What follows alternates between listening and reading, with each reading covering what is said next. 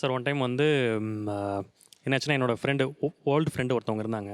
So அவங்க வந்து office வரேன்னு சொல்லியிருந்தாங்க. நான் கால் பேசும்போதே அவங்க கண்டுபிடிச்சிட்டாங்க.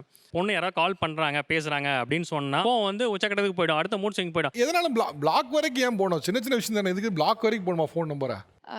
பிளாக் பண்ணுறது என்னென்னா, மற்றவங்களுக்கெல்லாம் இம்பார்ட்டன்ஸ் இருக்குல்ல. நான் என்ன பண்ணுறேன்னா வீட்டில் இருக்கேன். ஸோ நான் முன்னாடி ஒர்க் பண்ணுறேன், இப்போ ஒர்க் பண்ணல. ஸோ அதுவே எனக்கு டோட்டல் மூட் ஸ்விங்கான ஒரு காரணம்.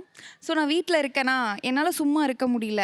ஸோ அவன் மட்டும்தான் நான் பேசுகிற ஒரு ஆள். வெளியில் பெருசாக நான் பேச மாட்டேன்.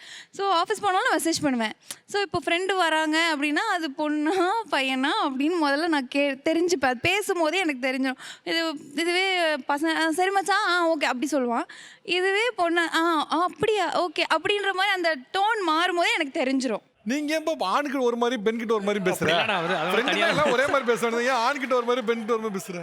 அது பொண்ணுகிட்ட பேசும்போதே இப்போ நார்மலாக நம்ம ஒய்ஃப் கிட்ட பேசும்போது எரிஞ்சு விடுற மாதிரியே பேசுவாங்க. அதே பக்கத்துல ஒரு பொண்ணு இருந்தா அது சிரிச்சுக்கிட்டே பேசுவாங்கல்ல, அது மாதிரி பேசுவார். எனக்கு அது பேசும்போதே கேட்காது.